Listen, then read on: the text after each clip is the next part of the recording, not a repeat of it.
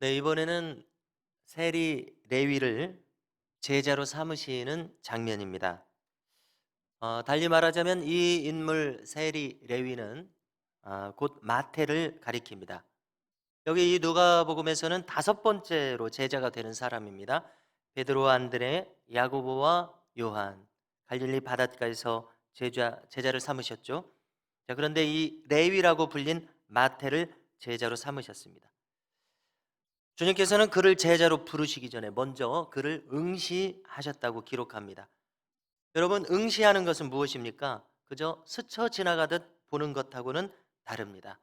이것은 주의 깊게 관찰한다는 의미입니다. 지금 세리를 보고 있는 그를 주님께서 응시합니다. 그리고 그가 부름을 받자마자 박차고 일어나게 됩니다. 자, 이것을 통해서 우리는 무엇을 짐작할 수 있는데요? 그것은 무엇입니까? 아, 이 레위가 세리일로 별로 재미를 보고 있었던 것이 아니었구나, 이것입니다. 여러분, 어쩌면 주님께서는 그의 안색을 살피셨을 때에 그가 마지못해서 지금 세린 일을 하고 있는 티가 났을 것입니다. 또 짐작을 해봅니다. 그의 이름이 레위입니다. 그래서 실제로 어떤 학자들은 이 레위라 불린 마태가 레위 지파 출신의 몰락한 제사장 집안 출신의 인물이었을 것이다 설명합니다. 상당히 일리가 있습니다. 정말로 그것이 맞다면은 이 레위 마태는 호구지책으로 할 수 없이 세린 일을 보고 있는 겁니다. 원래는 제사장 일을 보고 성경을 연구해야 되는데 지금 할 수 없이 이렇게 하는 겁니다. 자, 그럼 분명히 이 마태의 다른 이름인데요. 마태복음 9장 9절에서는 세리 마태를 제자로 삼으셨다고 말씀하시기 때문입니다. 자, 마태는 하나님의 선물이라는 뜻입니다. 마띠아라고 하는 성경의 다른 인물 이름이 있죠. 뜻이 같습니다. 자, 마태복음을 보면은 마태복음 기록을 이렇게 눈여겨 한번 우리가 보시게 되면은요.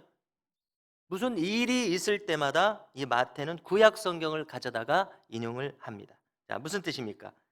구약 성경에 아주 박학다식한 유대인인 것을 알 수 있습니다. 그래서 그를 레위 지파 출신의 제사장 출신이 확실하다고 학자들이 그렇게 말합니다.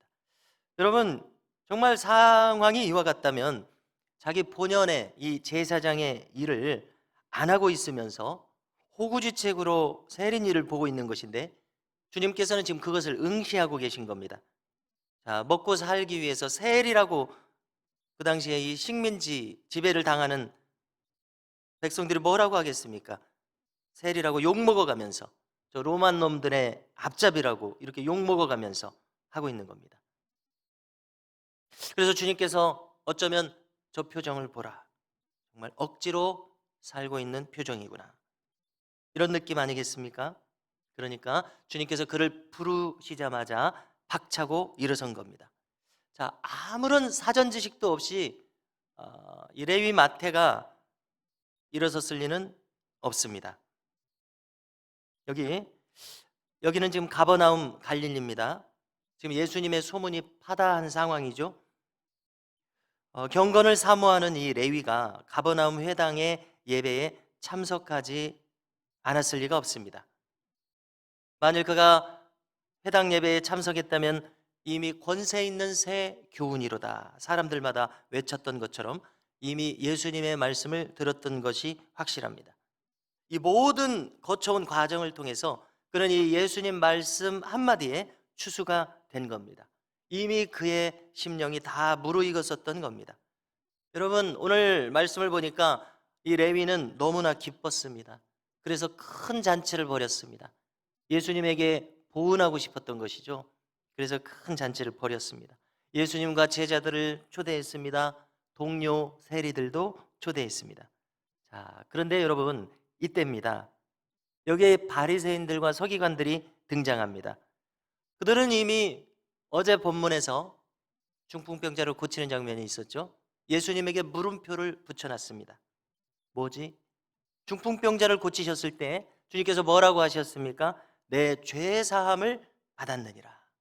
그러자 그들은 즉각 반응했었죠. 신성모독이로다.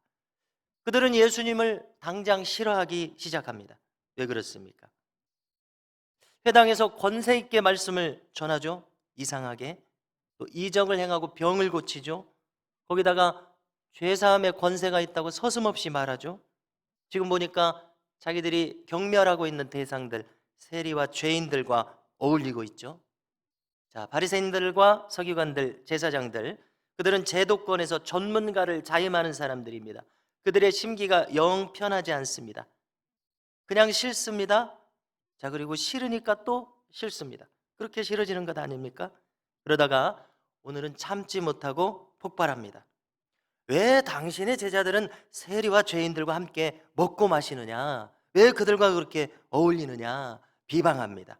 자기들과 같지 않게 그렇게 한다고 30절에서 비방합니다. 여러분들, 이것은 무슨 뜻입니까? 이것은 잘 살펴보십시오. 자기들이 그 사람들보다 더 우월하다는 의식이 여기에 깔려 있습니다. 저 객관적으로 죄인인 사람들보다 자신들이 보다 의롭다고 생각하고 있습니다. 저 죄인들은 자신들보다 하등하고 열등하다고 보고 있습니다. 자신들이 훨씬 의롭다고 생각하고 있습니다. 자, 여러분들, 이것이 문제라고 생각합니다. 바리새인들과 서기관들이 스스로를 어떻게 생각하는가, 이것이 잘못되어 있지 않습니까? 여러분, 우리가 하나님 앞에서도 우리가 의롭다고 말할 수 있겠습니까? 인간에 대한 그들의 의식이 잘못되어 있다고 생각합니다. 여러분들, 우리가 오래도록 신앙생활을 하면서 바리새적인 신자가 되는 것을 경계해야 될 줄로 믿습니다. 바리새적 신자의 특징 무엇입니까? 자기의가 강하게 일어나는 겁니다. 그래서 자신들의 경건이 타인들보다 비교 우위에 있다고 생각합니다. 여러분, 그렇지 않습니까? 참 경건은 어떤 모양으로 나타나겠습니까? 참 경건은 자기가 깊이 경건해질수록 자신을 죄인이라고 생각한다고 믿어집니다.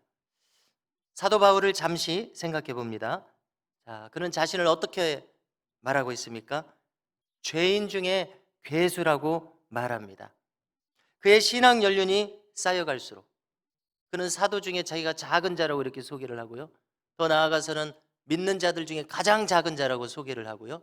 그 다음에 점점 신앙의 연륜이 깊어질수록 죄인 중에 가장 괴수라고 이렇게 자신을 소개합니다. 여러분, 참 경건은 이렇게 하나님 앞에서 자신이 얼마나 더욱 죄인인지를 선명하게 깨닫는 것이라고 생각합니다. 저는 관련해서 늘 성 프란시스의 말을 떠올리게 됩니다. 그의 제자가 한 번은 물었습니다. 선생님은 자신을 누구라고 생각하십니까? 물었습니다. 그러니까 성 프란시스가 대답하기를, 나는 가장 악한 인간이네. 나는 가장 큰 죄인일세. 이렇게 말합니다. 그러니까 제자가, 선생님, 그런 말씀 하지 마십시오. 이 세상에 극악한 악인이 얼마나 많은데 선생님이 가장 악한 죄인이라고 하십니까? 그러자 프란시스가 말하기를, 아닐세. 만일 하나님께서 나에게 베풀어 주신 은혜를 그 다른 사람에게 베푸셨다면 그 사람은 나보다 더 훨씬 훌륭한 인물이 되었을 것이네 라고 말했다고 합니다. 여러분, 만일 우리의 신앙이 깊어지면 깊어질수록 자신의 죄됨이 더욱 선명하게 보이고 하나님의 은혜는 더욱 크게 보이리라고 믿어집니다. 여러분, 자신의 죄를 더 깊이 자각해야 하나님의 은혜가 더욱 필요한 것을 알게 되지 않겠습니까?